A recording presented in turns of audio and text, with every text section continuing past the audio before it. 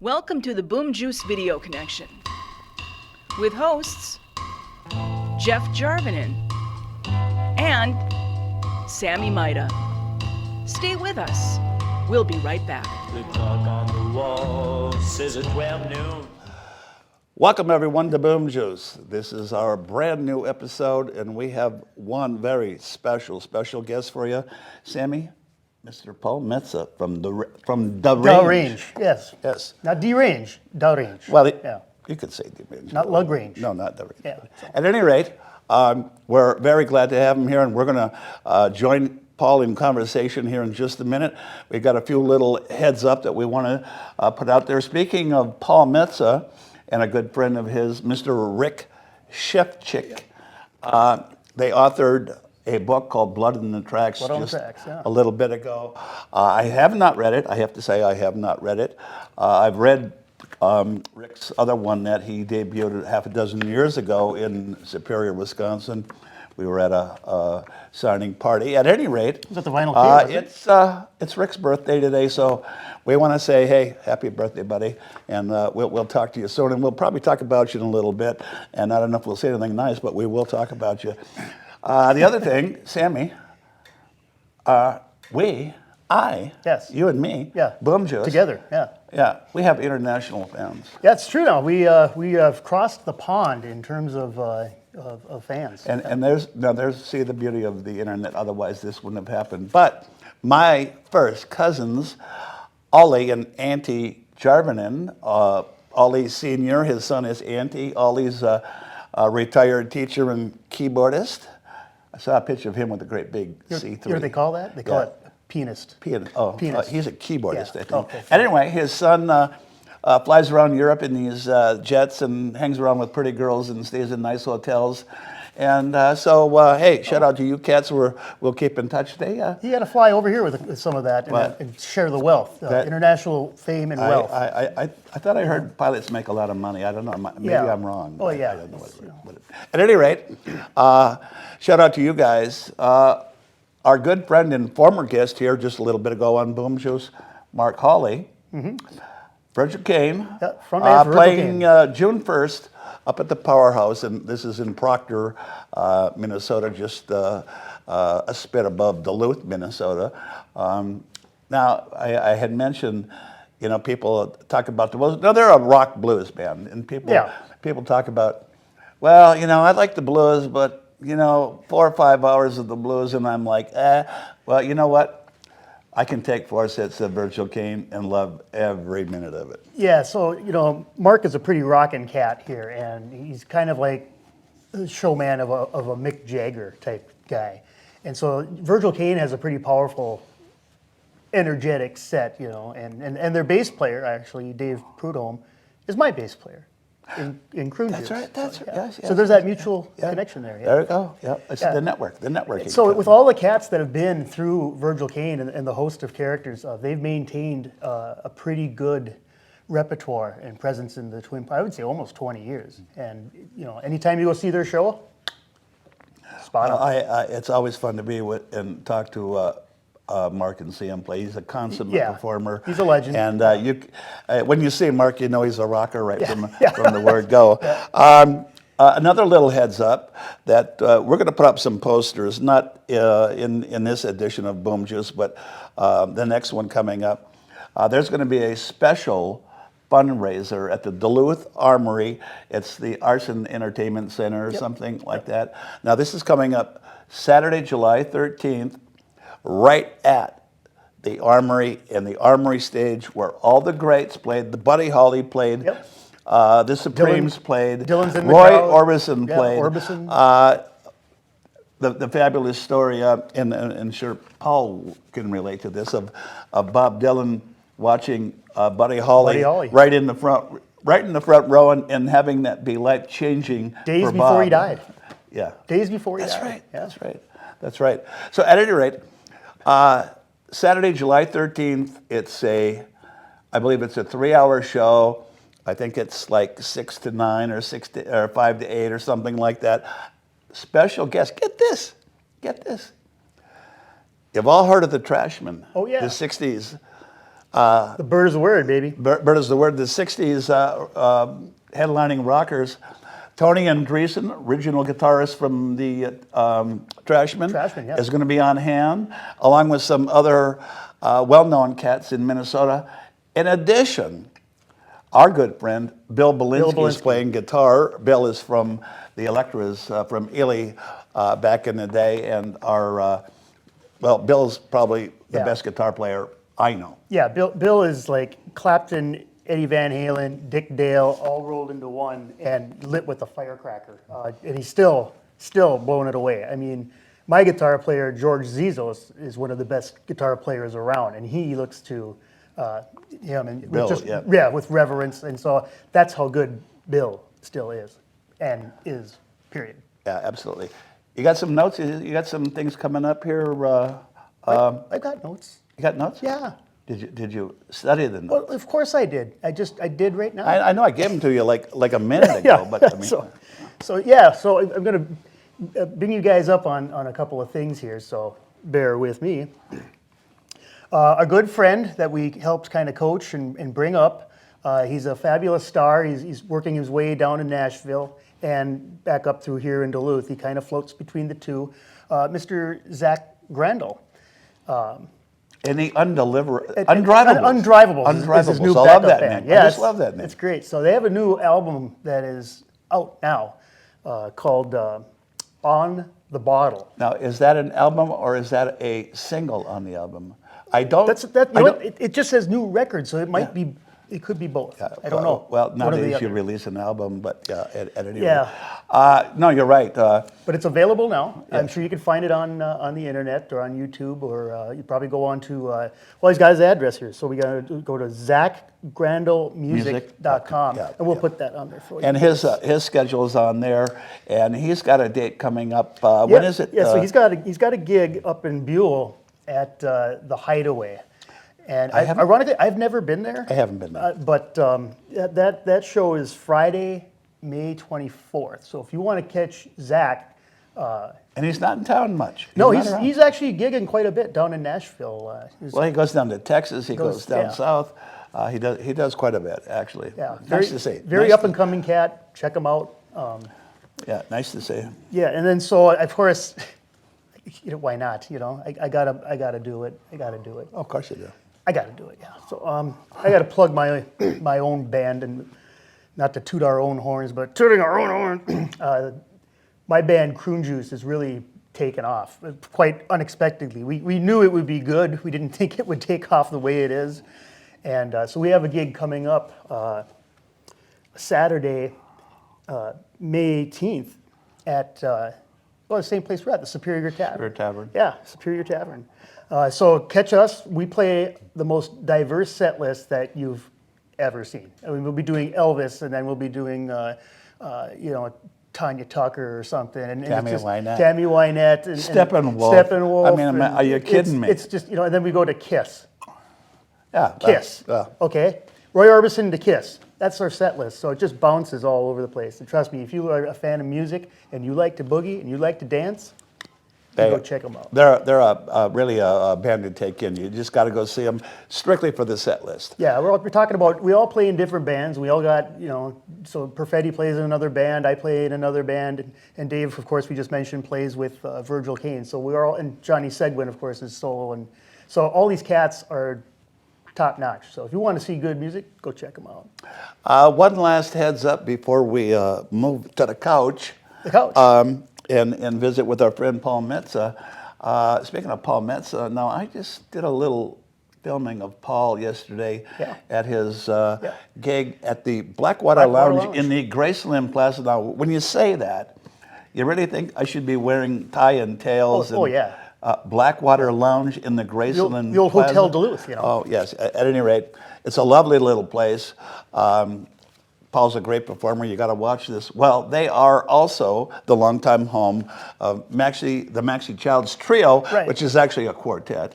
It's a revolving quartet. Yeah, revolving quartet. Yeah. They are great. They've been there a long time. They're good friends of ours, and you will also like them.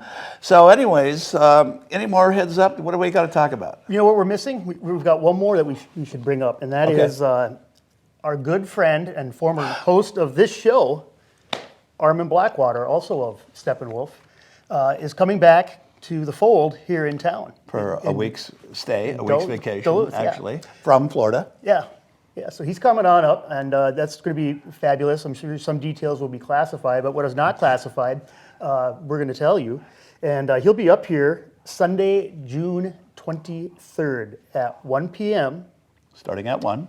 at the historic Come On in West beautiful Duluth, down West Duluth. 57th and Grand. That's right. In Duluth. Yeah. You're not going to want to miss that because we've done a bunch of jams with different people, and we've done a few with Armin, and they just turned out to be an absolute fun afternoon. The place is full of musicians and friends, and half the musicians there get up on stage during the course of the afternoon. And in fact, I just invited our good friend Paul Metsa to bop in. Perfect. And Paul will just get a kick out of Armin. He's a hoot. He's a great guy. Armin's a Just hoot. great cat. Another fellow vet, Air Force Vietnam veteran. He is. Yeah. He actually is. Yeah, he Yes. is. Jeez. Yeah. man. One of the other things is with Armin always has like an all-star backing band, which means there's probably 30 of us that just rotate in and out. And with the Come On In and Armin in town, you are not going to know who's going to show up. It could be some of the cats from Centerville. It could be Virgil Kane. It could be Paul's probably going to get up on stage and check this stuff out. Not only that, nothing's rehearsed. So what you see is what you get. It's just, hey, we're playing this. Somebody know it. We're going to do it in D. No, it's a jam. The reason you can say it's a jam is because it is a jam. Here's cats who have been playing 30 and 40 and 50 years. I don't need to rehearse. Last time Armin did it, he started going into something, and he looks back at me, and I'm going, I have no idea what the hell he's playing. He's just going off on something. I'm going, all right, I'll just play the hook, and then finally, I think George or somebody started playing. So, okay, I know what they're playing now. But yeah, so that's the fun thing. It's spontaneous. It's great. If you love music, you definitely got to go see that show. Sammy? Free of charge. Sammy, we're going to get off these chairs and move to the couch and talk with our good friend Paul Metsa in just 1 minute. Welcome back to Boom Juice. Thank you for joining us, everybody. I hope we didn't, Sammy and I didn't bore the tears out of you just a moment ago. Were we supposed to? That's not our goal. That's not our goal. We don't want to do At that. any rate, we are here this afternoon with a true Northland legend, and let me introduce to you our new good friend and colleague, Mr. Paul Metsa. Paul, thank you so much Thanks for being having here. me, gentlemen. Absolutely. Yeah. Thank you right. so much for being here and taking the time, Well, you need another Finlander on the show. That's true. That's great. That is really great. Actually, Paul relates that because the Metsa name, now I don't know if you would know that's Finnish, but Paul, you come from, a deeply rooted Finnish Oh, community. no. I know quite a bit of my heritage. Metsa means woods or forest. But the original name when they came from Finland, when they got to Ellis Island, was Metsävainio. So I always knew Metsa meant wood or forest. But years ago, I was at a party on the north side of Virginia, and there was a gentleman visiting from Finland. And so I introduced myself, and I said, yeah, I'm a Finnish American. And I said, he goes, your name means woods or forest. I said, I know that. I said, but the original name was Metsävainio. I said, that's what I want to find out what that meant. And without skipping a beat, he goes, well, that means lost in the woods. Really? Whoa. And it was so That's quick. great. Oh, that's lost And in it the was woods. so quick, I actually never wanted to figure out if he was BSing me or not, because it was that quick, dry Finnish sense of humor. Sure. But really, I found out it means actually, Metsävainio means meadow in a forest. So, but yeah, I grew up around all Finns. We had a sauna at Lake Vermilion, which we still do, and then at one point when I was in 7th grade, we moved to the north side of Virginia. We had a sauna right in the house, so all the relatives every Sunday night would come over a sauna, and bring biscuit and occasionally some moyaka. Samoyaka, yes. Yeah, oh, I'm in Really? touch. I'm in touch with my Finnish roots. Yeah, that's really in our geographic area. Finns were people that came to America way back at the turn of the century and kind of inundated this area. And my name is pronounced Jarvinen, but in Finland it's Jarvinen, which means by the lake. But at any rate, as I said, my cousins will get a kick out of that. Anyways, Paul, I'm going to go back to this cats thing. Cats Under the Stars. You started that now. You are really, that name is as much synonymous as your name is. Well, it was a great band. It's actually, we're here on Boom Juice, and so we all are of a certain age, but it will actually be our 50th anniversary. Oh, jeez. Next summer, 1975. Yes. We are, initially it started out, I was playing with a really good harmonica player I met the first day of senior high, and I'd seen him around town playing at Keggers. And people told me, see that guy walking down the street with his dog? He had a little dog named Rip. His name was Tim O'Keefe. He was originally from Superior, but he spent some time in Duluth. And so I met him the very first day of senior high, 1973. And I said, why don't you, I said, I know you play harmonica. I've seen you play, and I'll bring my guitar tomorrow. And so I did, and we played for 2 or 3 hours on the school steps, then went to his house, and he and I started playing. We did a lot of old folk and blues and jug band music. We called ourselves the Bernie Scribble New Freedom Jug Band. Oh my and God. we had banjos and Where did you come mandolins up and with that dulcimers. name? Well, I had my nom de plume. I wrote for the high school newspaper. Bernie Scribble was kind of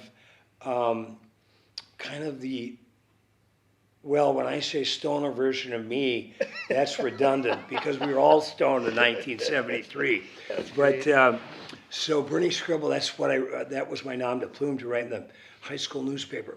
And then Timmy really turned me on to the blues. Now there was very little blues back in the 60s and 70s. There was a few guys that played it.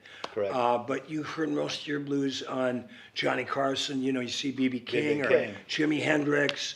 I heard the names, of course, Muddy Waters and Howlin' Wolf. But O'Keefe turned me on to this duo, Brownie McGee and Sonny Terry, which was, of course, they played the Piedmont style of blues. Brownie McGee played guitar. Sonny Terry was sang and played great harmonica. So we kind of patterned ourselves after that.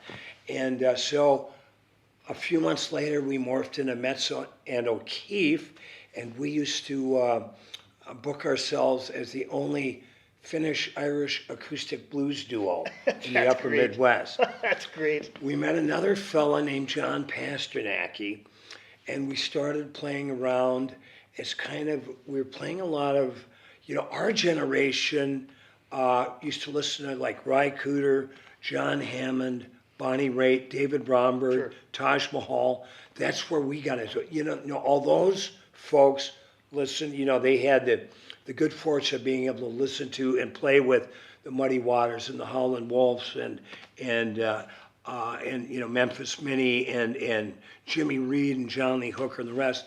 So we kind of came into the blues thing and the roots thing through those guys. So we started playing together, and the name of that band, we picked up a banjo player who's not with us anymore, named Skip Nellemark, may he rest in peace. And we used to call that band Hot Walleye, which was our northern Minnesota take on Hot Tuna. Hot tuna, yeah, great. I remember that. Yeah, and we played all, we played, you name it. We played Cook, Ely, Chisholm. We played garages. We played barn dances. We played whatever they'd have us. We Just like all bands did. Right. Anything they could latch on to, they performed, yes. And then I was reading. Do you guys remember Crawdaddy magazine? Oh, yes. So yes. it was a really good rock and roll magazine with some great writing. And there was an article in there called Cats Under the Stars. It was written by Robert Hunter, who was the lyricist for the Grateful Dead. But it had nothing to do with the Grateful Dead. It was a stoner comedy article. But I saw the title, and I thought, man, Cats Under the Stars, what a beautiful name for a band. So I literally cut it out of the magazine, and I put it in my wallet, and I had it for a couple of years. We were playing around as Hot Walleye. And then August 17th, 1975, there was a gig up in Olcott Park, Sure, Northside sure. Park Yep, in Virginia. Been there. And we decided, there's a fellow named Doug Ellis, who you should have on the show. He's a really good songwriter, kind of a legendary Iron Range cat. And he also runs Virginia Surplus, which he's trying to sell if anybody's looking to buy a really cool surplus store. And he booked this, one of those Sunday afternoon shows. And I said, hey man, it's time to change the name. So that was the first time we called ourselves Cats Under the Stars. Now, interestingly enough, Jerry Garcia, of course, the lead guitarist, leader of the Grateful Dead, came out with a record called Cats Under the Stars in 1978. So by the time we moved down to Minneapolis, I moved down in 78. I talked to O'Keefe to move down, so we're playing as Metsa and O'Keefe in 1980. And then I talked the band, we were all kind of living in different towns, but we'd get together about every 6 weeks to play at Norman's Bar in Virginia. You might have played there over the years. Yep. And which was actually used to be the Roosevelt Bar that my grandfather owned. And my dad grew up upstairs of that bar. So I was very familiar with the bar. But we'd get together every 6 weeks and play that back when those gigs were 6 nights a week.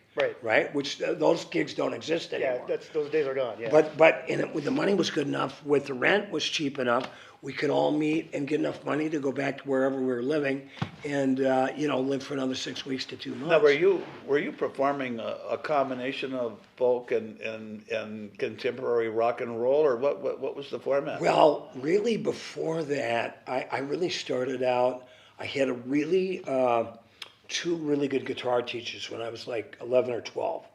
I used to take lessons from a guy named Larry Groves at Beddoes Music, which was right on the main street of Virginia. And they were the Gibson, they had all the Gibson guitars. Man, I talk about my friends that were my age and a little older, when you used to, if you could walk in that store in 1968 and buy every Gibson guitar that was hanging on the wall, you could retire right now. Yeah.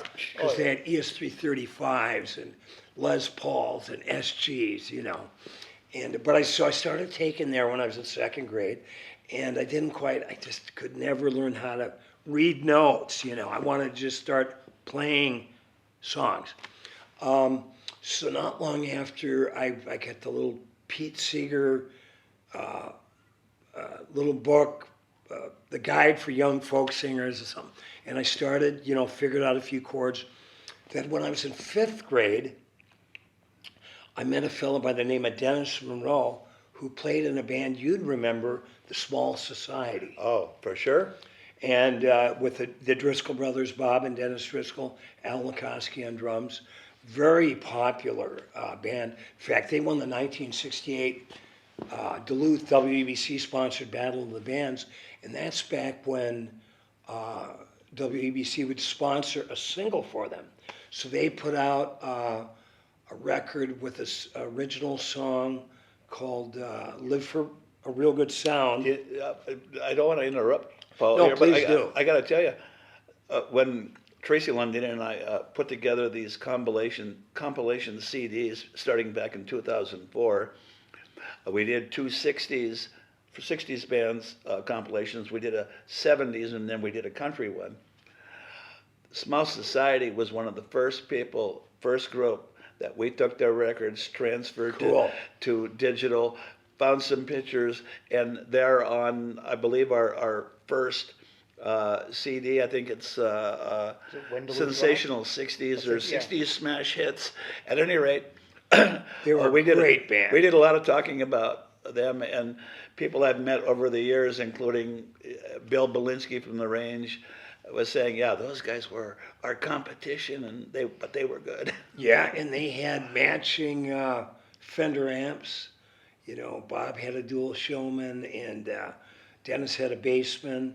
Their mother, Agnes Micketts, he was their manager, and used to drive them around. She got a station wagon and managed them and booked them. But Dennis was also a really good folk singer. And he, for some reason, he got turned on to everything that was coming out of Greenwich Village, like Bob Dylan and Richie Havens and the New Lost City Ramblers. And so he turned me on all of this stuff that I would have never heard about if it wasn't through Dennis. So he taught me how to play fingerstyle guitar. And in fact, I still have his famous 12-string that I bought from him. And he had another guitar student named Chuck Christensen. So we're in 5th grade, we meet each other, and we decide we're going to start playing together. And we started a folk duo called Paul and Christian, and we thought we were the Iron Range's answer to Simon and Garfunkel. Of course. Yeah.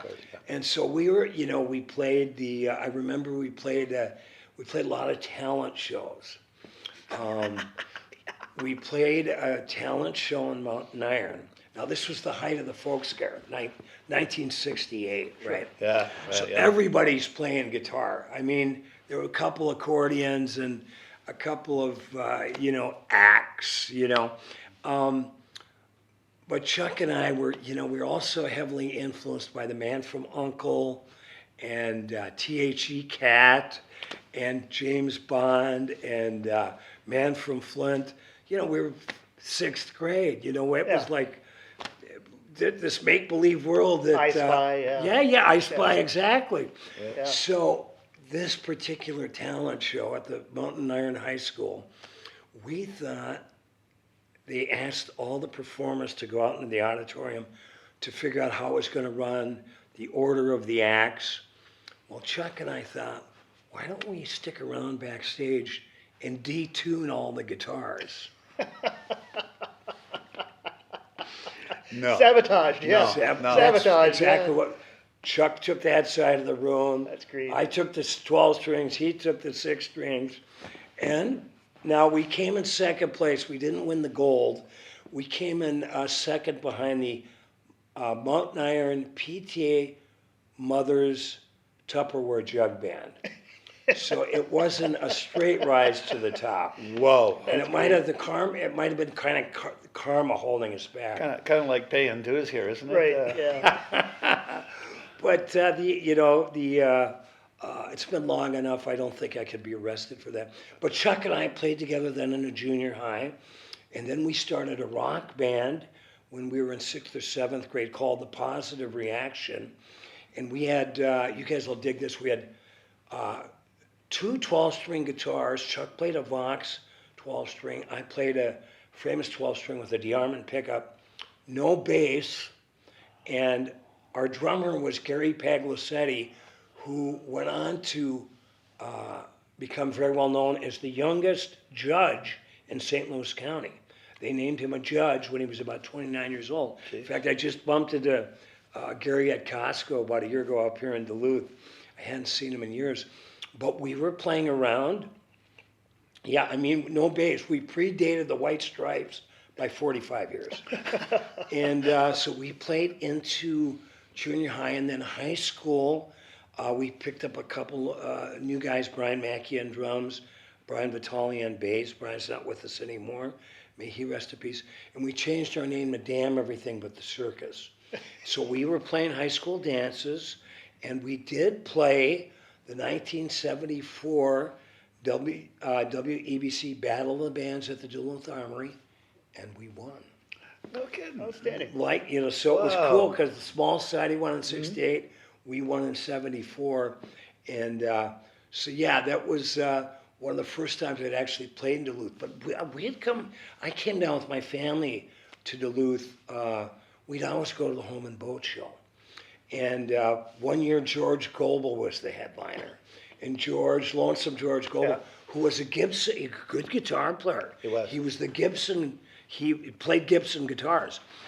In fact, I was up in Moorhead several years ago, I'd like to go to vintage stores, used bookstores, and I opened a book and it had a signed photo from George Goebel that is proudly taped to my refrigerator. And then there was a great accordion player named Dick Contino. Do you remember him?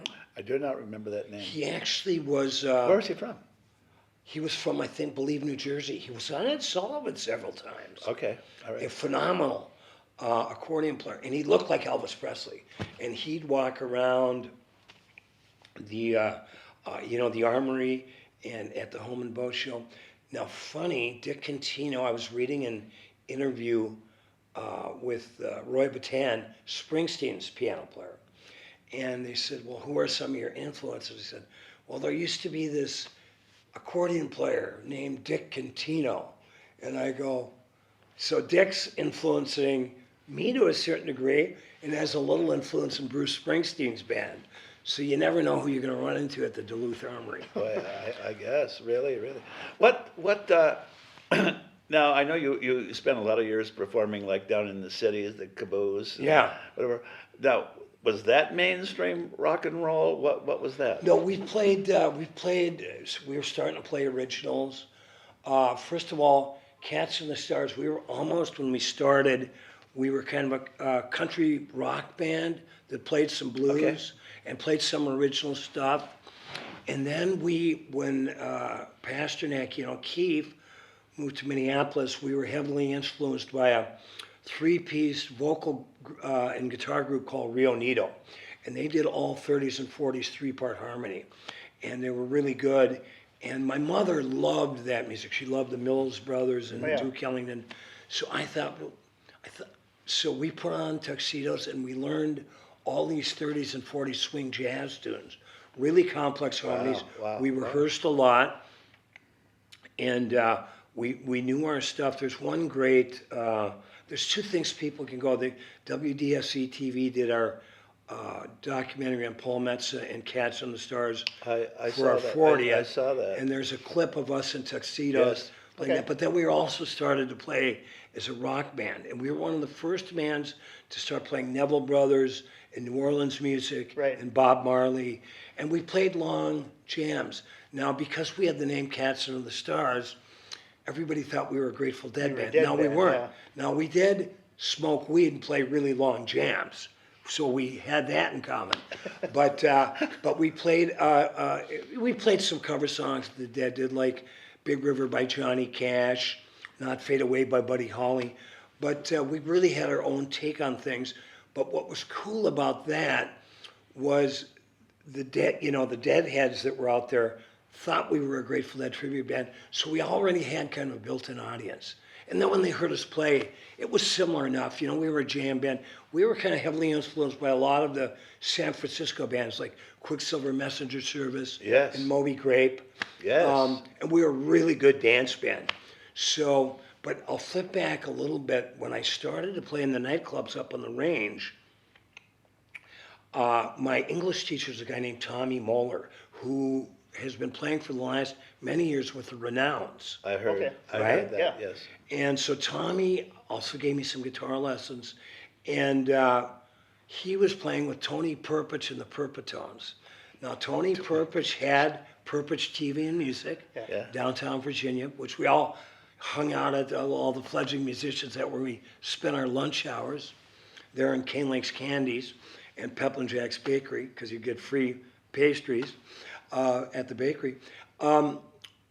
And they played all over the range, and they needed a bass player. So when I was in ninth grade, I started to play bass with Tony. And Tony was first cousins with Governor Rudy Perpich. They were each best man at each other's weddings. But it was fun for me because that was the first time where I started playing in nightclubs to see where my mom and dad, when they dressed up on weekends, and used to go dance. Sure. Back when dancing was a thing. Yeah, it was a thing. I mean, it is to a certain degree, but you dressed up to go out for the party. Yeah, exactly, exactly right. So anyway, I started playing in clubs, and so it was when I moved to Minneapolis. Boy, I was right on it. The guy that gave me my very first gig, 1978, I saw in the back of the the University of Minnesota in the Minnesota Daily. It said, want guitar player Skyway Lounge, which was a strip club on Hennepin. So I had a little cassette and a little one-page promo pack, and I went down there and I knocked on the door. I was there, geez, club opened at 10, strippers started at about, I think, 3 in the afternoon.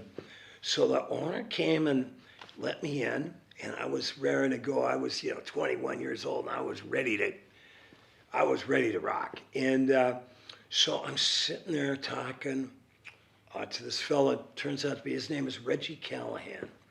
Now Reggie's sitting there reading the paper. He has the Banaka, the breath spray. Yeah. He's chewing on a cigar. He's got a bright green golf sweater on. And above him, there's a picture of somebody that looks like him with the Beatles.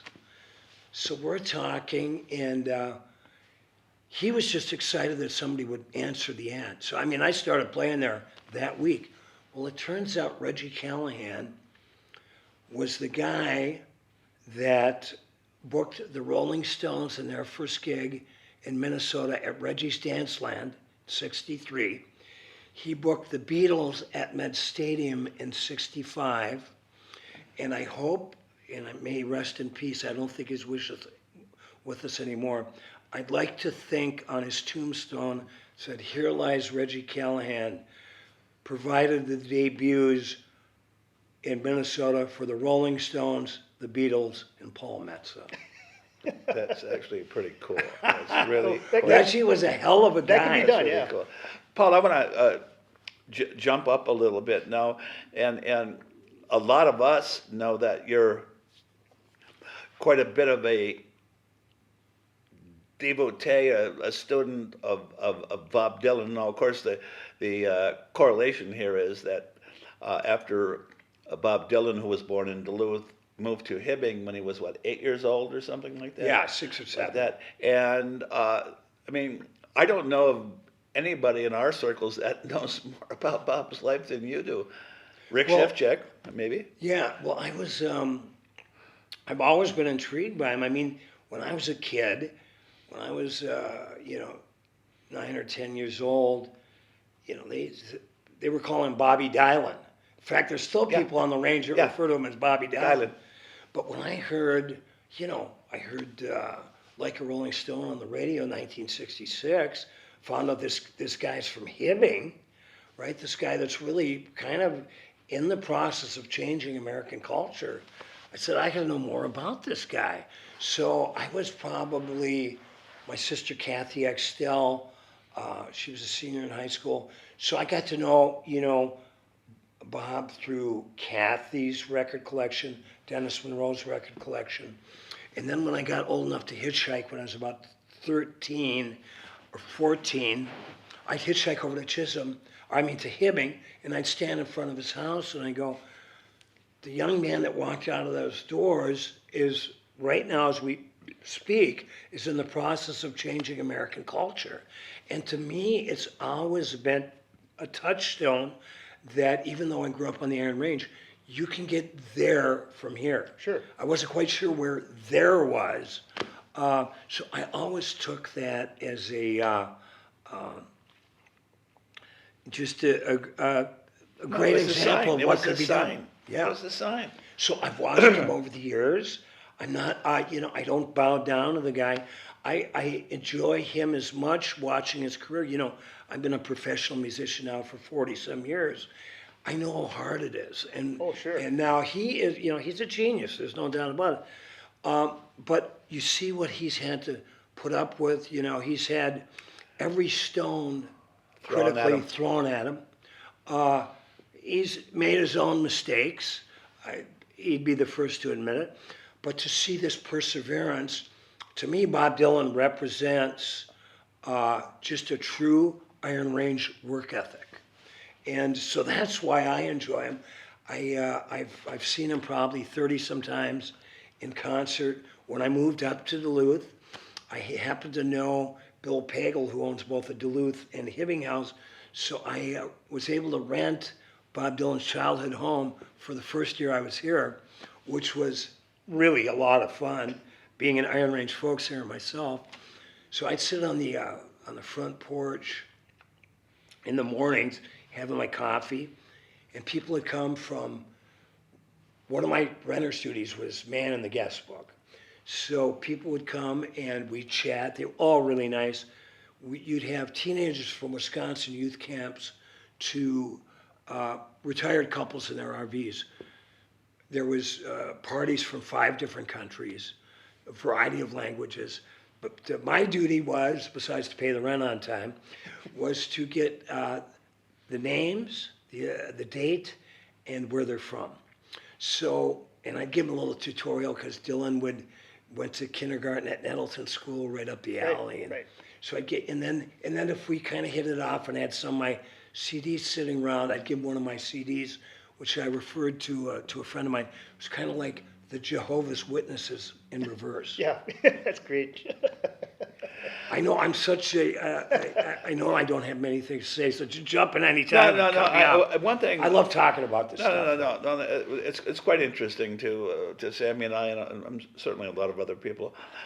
Here's the one thing I've really pegged you on. You know, I hate to say peg somebody, but it's to me it's a compliment. Much like I'm not the world's greatest Bob Dylan fan, but just what you said, that what he did and how he came up in the battle he did and persevered. But in his music, in your music, yeah, I get it, people, they call it folk. But there's always a difference in music, whether it's folk, rock, country, whatever. Those who really pull it out of their soul, but you are a troubadour. And when I think of Paul Wellstone, I think of Bob Dylan. Now there's some other ones. And I like a bunch of a grouping of the folk artists. But when I think of troubadour, I really do think of you. And I don't know if that gets brought up to you or people call you that or I whatever. appreciate that. People have called me that, and I think I am. You know, and I was just talking to somebody about this the other night. You know, when they got out of the caves, you know, when our ancestors, Invented however sawdust. long ago it was, millions of years ago, got out of the cave, they lit the fire, they put stones around the fire, then they started to tell stories. Then somebody started banging on whatever form of a drum, maybe it was a stick on a rock. And then pretty soon they got some gut strings from wherever. The primal beat. Yeah, the primal beat, and they started strumming, then they started singing. So really I think what I do is, as a songwriter and a musician and as a poet, it really goes back to the beginning of time. And then troubadours, you know, they call it broadsheets. They were, you know, those guitar players, they were running around in the 14, 15, and 1600s. Well, here was the news. Yeah. Well, they'd be singing the news. I was just going to say, there was a time on the planet, during that time specifically, that troubadours were welcome because not only were they performing music, which people didn't get to hear anywhere, hardly any time, and poetry, but it was like, you know, it's like Elvis rode in town on the back of a horse. Yeah. That's how they got their news. And, you know, a lot of troubadours were not friends of the court in particular because they would sing about this king or that queen or whatever. And some of it, you know, different day now, but some people didn't really care for that stuff. But, Well, America's greatest troubadour, of course, that there'd be no Bob Dylan if there wasn't Woody Guthrie. Well, Woody Guthrie. And in fact, you guys you'll like this story. I was, you know, I of course became a huge Woody Guthrie fan and Pete Seeger. Yeah. Got a chance to perform at the tribute to Woody Guthrie in '96 at the Rock and Roll Hall of Fame, and got to play, actually jam backstage with Pete Seeger. And somebody just a couple months ago sent me a clipping from the Duluth Labor newspaper, how Woody and Pete played at 12 Superior Street at the Playmore Ballroom in 1941 in Duluth when they were traveling around as the Almanac Singers. And For goodness sake. Didn't know that. yeah, well now what you do know, Jeff, as a Finn, we're not. Yeah, you and I might be the exceptions. Finns are very low key, and the joke is, did you hear one about the Finlander that loved his wife so much he almost told her, and not really an emotional tribe. Although, like I said, you and I might be the exceptions to that. But I had heard the story, and no less of an authority that Pete Seeger told it to me, because I brought it up, because I knew he had played in Duluth at a lumber camp back then, and I'm assuming it was the same time that they did this rally for whatever the cause was at the Playmore Ballroom in 1941. So they play all night long, and a lot of people don't know, Woody was also a fiddle player, and so he was soloing the fiddle, and Pete was playing his guitar and banjo. They played all night long at this lumber camp, bunch of Finnish lumberjacks, and they get done and they play for several hours, and then they go to sleep, and Woody and Pete are getting ready to go the next day, and the foreman comes up, "Where are you going?" Pete goes, "We played for 3 or 4 hours last night." He goes, "We got absolutely no response." And the foreman goes, "What do you mean? They loved you." There's a wooden response. Yeah. That is absolutely hilarious. I want to jump to another subject, but this is in that mid-'60s times. Now, this boom juice, as we have defined it, redefined it over the months and years, we now call ourselves the Video Connection. And the reason we did that is because we really want to pinpoint our artists and make the focus quite specific, instead of just generalities. You can do that with your uncle or your next door neighbor, whatever. It's not important. It's not interesting. But now you did a video. Now I don't know what yours was. It was called Jack Ruby, and I remember seeing it quite a while ago, but I watched it again today just because I wanted to brush up on it, and because now I've been doing so much video work over the past few years, and mini documentaries, I call them mini docs. I do it on artists, and we're just trying to boost ourselves up, so to speak. And maybe someday I can do a full-fledged video of an artist, whatever. But I watched that video, and I have to say, it really is one of the best I've ever seen. I mean, just start to front, that opening shot, opening sequence, how it was cut. Your director, John McCauley, was brilliant. I just want to tell you this. That was a brilliant piece of work. Thank you very much. Done well. Very done well. Very well, very well. I did my first video, I'm thinking in '88, black and white video, directed by a guy that I met when Cats and the Stars were playing around in St. Paul quite a bit in the early and mid '80s. We had quite a few fans from McAllister and St. Thomas, and of course the U of M when we played on the West Bank. But there was a young guy from McAllister named Ali Salim, Alisalim, who's now a big time producer and filmmaker. He did a great film about 15 years ago called Sweetland that was very well done, and he does a lot of television shows now. But he reached out to me and said, I love this song of yours, Slow Justice. I'd be willing to do a video for you. And I'd like to do it in black and white. I said, Ollie, whatever you want, man. So we did the first one there, and we did it on set. Took about a day to do it. And it was a lot of fun, because the thing about video is you're now collaborating, right? And I can go play my songs, write my songs. I mean, I love collaborating with a band.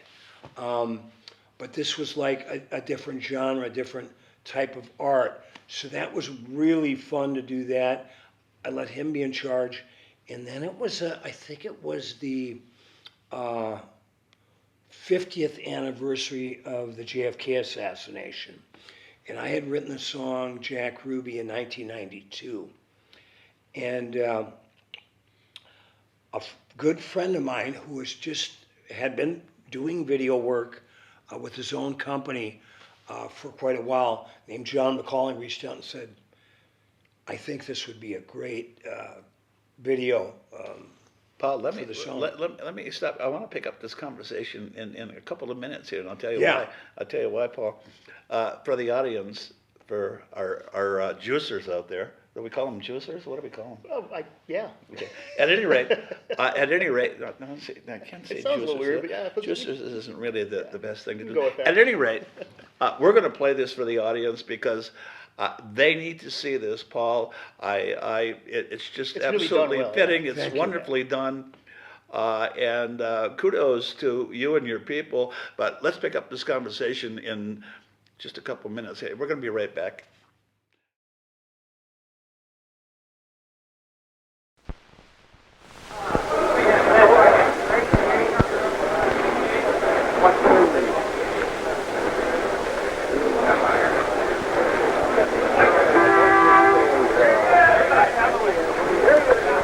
This is the basement floor of the Dallas City Hall, and that's a scuffle on the basement floor. It seems to concern photographers.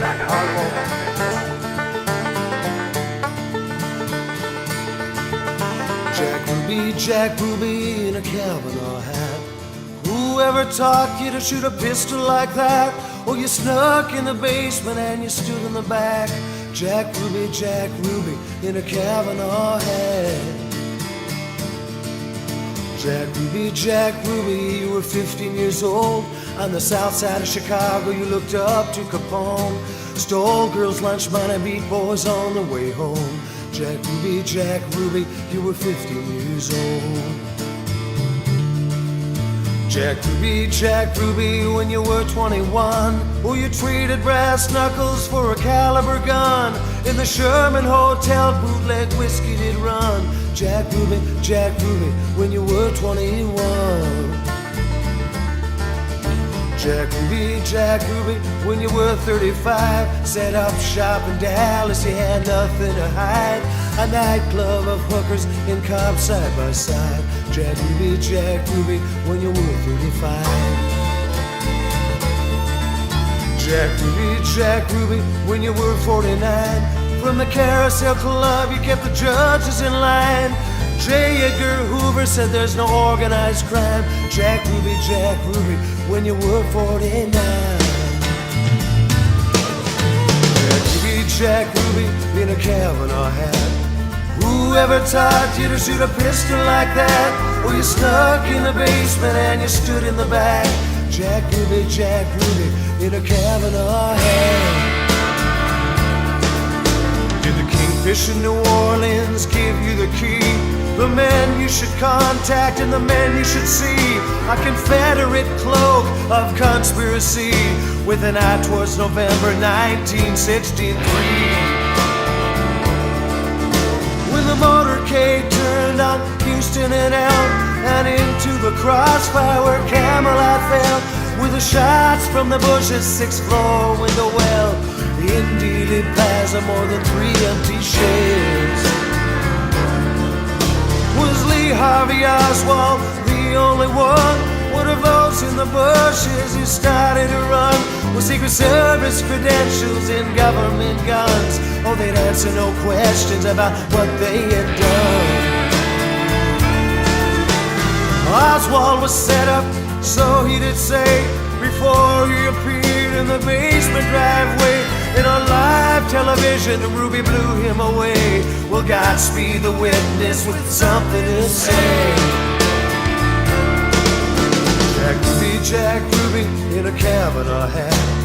Whoever taught you to shoot a pistol like that? Oh, you snuck in the basement and you stood in the back. Jack Ruby in a Kavanaugh hat.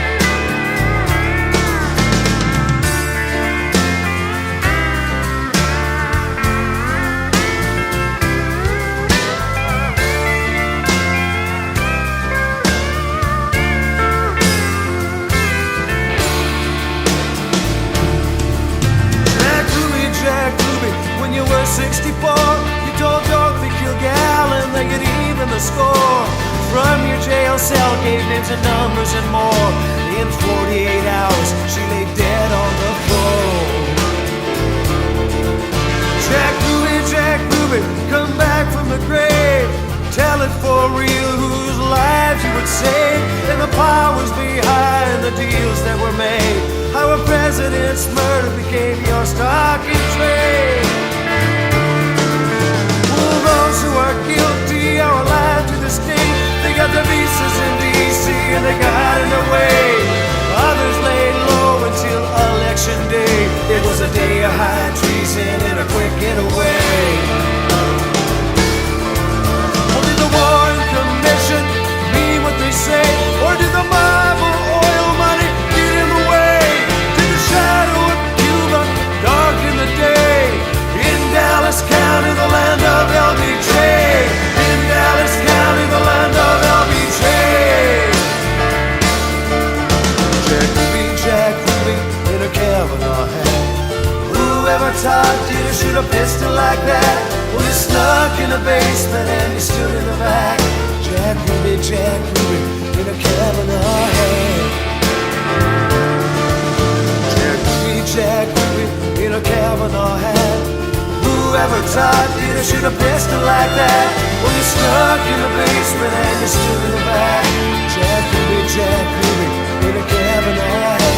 Jack Ruby in a Kavanaugh hat. Jack Ruby in a Kavanaugh hat.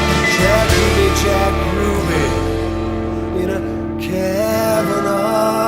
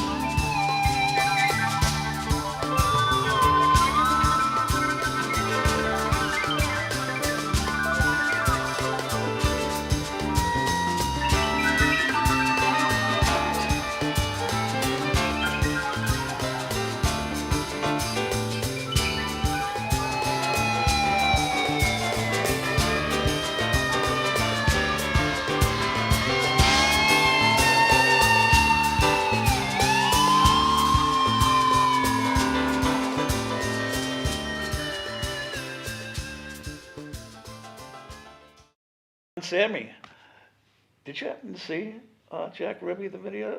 I did. I tell you what, there's no lie about that. We've already stated it, so the proof's in the pudding. That is incredibly well done. Thank you. Paul, yeah, kudos to you. Well, on it's that. all John McCauley. And I just talked to him a couple of weeks ago. Great guy, very creative man.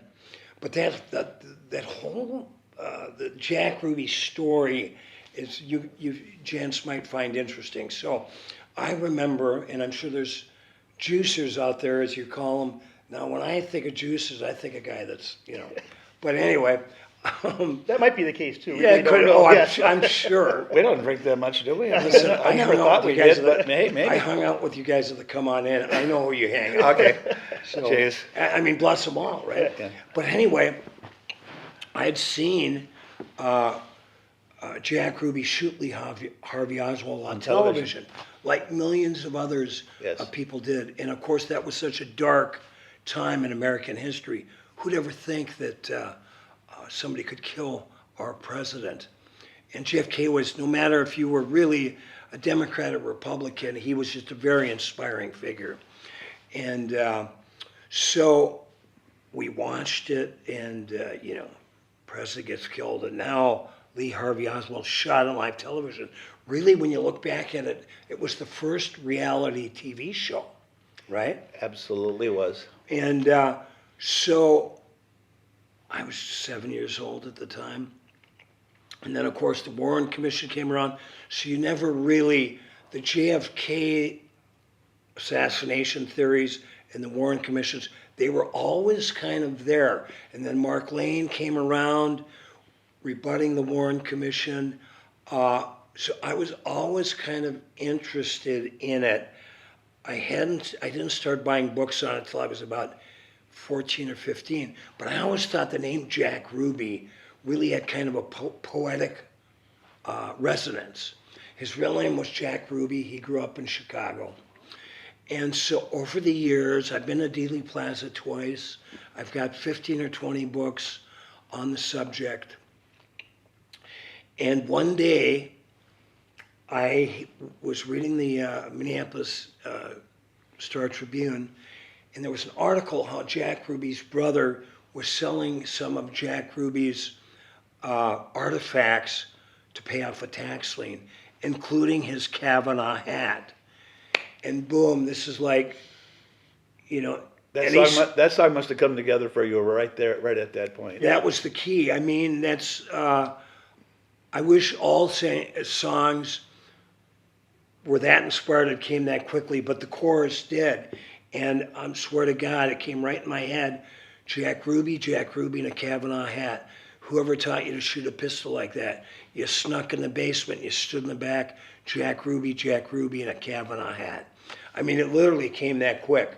So I wanted to write it in kind of like the old folk songs like John Henry or John Hardy, because it was really like an outlaw ballad in a way.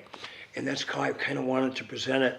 So I sat down, I came up with 3 quick chords, put the books all over I was living in South Minneapolis, 3rd floor of this beautiful mansion that Sumner McKnight from the McKnight Foundation built. And was up on the 3rd floor that used to be the ballroom, and I had all my books around. I stayed up all night. And I get a little bit here and a little bit there and a little bit there. And I think told a pretty good job of the story. In the morning, I had one line I needed, and I called my friend David Carr, who was writing for City Pages. He ended up writing for the New York Times for 10 years, one of the best journalists in the country, passed away in the newsroom, remained a very good friend of mine till the end. And he gave me the line, and if you ever listen to it again, look for the line, stock and trade. How President Smyrna became your stock and trade. That was David Carr's line. Anyway, so I had the song, and about the same time in the mid-'80s, there was 3 guys that used to hang in Minneapolis. Tom Arnold, comedian. Yeah, of course. Paul Metsa getting his career going, and David Carr we used to run around. We lit a few fires in that town. Occasionally we'd shut a bar down and be back at 8 in the morning to open the same bar up. We've all learned the error of our ways. But it was, in mid-'80s. It was the Wild West in Minneapolis. We had a ball for the most part, although we all paid a price to a certain degree. That'll be another Boom Juice show. Now, for just to take that song, Jack Ruby, one little step further. Now, in your video discography, YouTube, you can find it. For those of you who want to look, you did Farm Aid in '92. Now, tell me how you were invited to that. I mean, I'm a voracious newspaper reader. Yeah. I love, in fact, I love reading the Duluth News Tribune, although I wish it was still 7 days a week. And I'm not crazy about the new font. I love the old standard New York Times font, but that's neither here nor there. Argument for another day. Anyway, my friend Tom Arnold and met a young comedian and married her by the name of Roseanne Barr. Sure. And it turns out that they were emceeing Farm Aid 5 in Dallas, Texas. I'd written another song and released a single called Ferris Wheels on the Farm about the whole people losing their farms to big ag, big business. Right, big company, yeah. Yeah, and the other single I put out around that time was a song called 59 Coal Mines about the mines shutting down. Although it wasn't, I was, talking about the mines on the Iron Range. Coal mines rhyme better than taconite. Yeah. But anyway, so I had this single 45 that I put out, and I thought, geez, I got to get it to, Willie Nelson. So I called Tom, and I said, Tom, could you get this to Willie? He goes, yeah. He got me Willie's address. I sent it to Willie. I'll bet you $100 Willie never even listened to it, probably rolled a few joints on it. But I was a friend of Tom's, so he said, well, would Paul like to come to Dallas and play Ferris Wheels on the Farm and another song? Well, I had just written Jack Ruby literally a month before. So I asked myself a question that I do when I get in these tough situations. What would Woody Guthrie do? And I said, Metsa, you got to play Jack Ruby in Dallas. In Dallas, yeah. In Dallas. 10-minute cab ride to Dealey Plaza. So we were on during the day. Tom was able to, it was a broadcast by CMT, but the broadcast didn't start till 7. It went from 7 to 11. And it was really, when we started playing it, I think we were on 4th at about 2 o'clock in the afternoon. There was already 20,000 people. By the end of the day, there was 40,000. I saw the crowd there But when you played. it was Paul Simon, John Mellencamp, Willie Nelson, Neil Young, Leonard Skinner, Joe Walsh, the Dallas Cowboy Cheerleaders. Dennis Hopper was running I didn't know around. they could sing. It was incredible. So I went out and I played my song Slow Justice. And then I thought, well, now's the time. If I get out alive, that'd be a good thing too. But you only get chances like that once in a lifetime. Oh, sure, that's a one-shot deal. Yeah, so I played Slow Justice and Jack Ruby. They're both, you can track them down. Farm Aid recently released them several years ago on YouTube. And I played Jack Ruby in front of 20,000 unsuspecting Texans. I have to say that must have been just overwhelming to It do. was, I could feel, I could feel every ounce of energy Coming that back. I needed Yeah. to pull it off. But it was very exciting because you're on this huge stage. When I went out and strummed my guitar before we started to perform, I thought I was sitting in the hands of God. You could hear the guitar just. Yeah. It was unreal. And it was such a professional, all of Willie's people, Of course. Texas Stadium. So I knew all I had to do was perform as well as I could. And I had a fellow play with me named Emmanuel Kiriakou, who played guitar with me for a couple years. He ended up out in Hollywood, and he's been a producer. He's produced Celine Dion and others from The Voice and America's Got Talent. But anyway, we played it, we got done, and we went backstage, and Chris Christopherson comes off Willie's bus. God knows what do they do in Willie's bus. I have no idea. Probably watching the Dallas You know what? cheerleaders sing. Nobody knows what they do in Willie's bus. But they did have a video feed into Willie's bus. And Willie and Chris Christopherson, I couldn't have been more honored because who doesn't love Chris Christopherson? Right. He came up to me and he said, man, he goes, I haven't heard songs like that in years.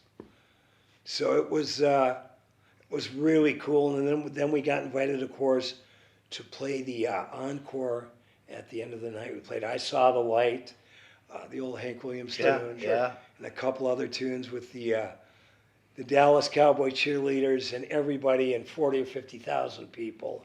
And, that certainly was the biggest show I've ever done in terms of people. One of the most meaningful, but truly one of the funnest, too. Yeah. I have to believe so. Paul, we're going to have to cut this, and we're going to, we're going to pick this up in a different show at a different time, not too long from now. But that is so great of you to bop in and share with us this. Well, whole I'm thing. such a wallflower. It takes a while to get me out of my shell. I also wanted to add to that. About 30 seconds, I think it was. So I wanted to add that you've got your own radio show on KDAL. I do. Thanks for asking. Yeah, the Stars Over the Prairie. And, Stars of the Prairie every Saturday morning on KDAL. and I've listened to it. 'cause I've listened to it. I have listened to it. AM 610 AM 103.9 FM, or you can at KDL610.com. You can stream it. So we're doing a fresh one. We're going to have Kevin Odegaard, who played guitar on Tangled Up on Blue, on Dylan's Blood on the Tracks. And then, of course, I saw you last night, and you're welcome to come and hang out every Wednesday night. I play at the Blackwater Lounge. We're going to come back. Yes. 6 to 8 every Wednesday. And what's cool about it, I talked him into it because we're right, amidst St. Mary's, St. Luke's, and Essentia. If you're a healthcare worker, you get 20% off your entire bill from open to close on Wednesday nights. That's pretty nice of them. At the Blackwater That's pretty Lounge. nice of them.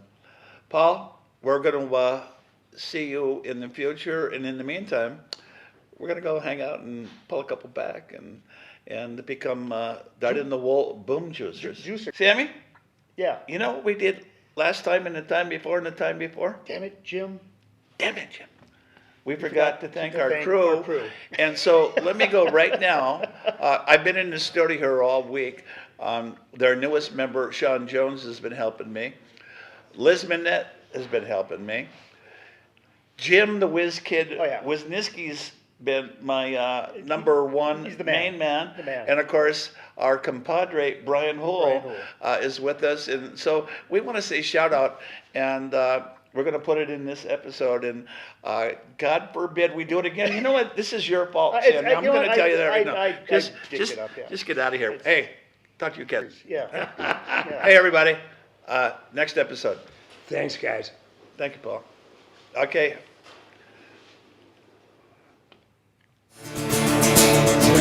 Jack Ruby in a Kavanaugh hat. Whoever taught you to shoot a pistol like that? Well, you're stuck in a basement and you stood in the back. Jack Ruby in a Kavanaugh hat. Jack Ruby in a Kavanaugh hat. Jack Ruby in a Kavanaugh hat. Jack Ruby in a Kavanaugh hat.